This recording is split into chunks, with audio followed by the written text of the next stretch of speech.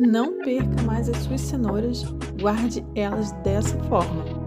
Você vai poder salvar aquela cenoura esquecida lá na geladeira com essa dica. Vem ver como é fácil. Para armazenar as cenouras por semanas, você só precisa deixar elas imersas em água. Guarde em um pote com tampa e leve para a geladeira. Dessa forma, elas vão ficar bem hidratadas por mais tempo. Lembre-se de trocar essa água de 4 em 4 dias.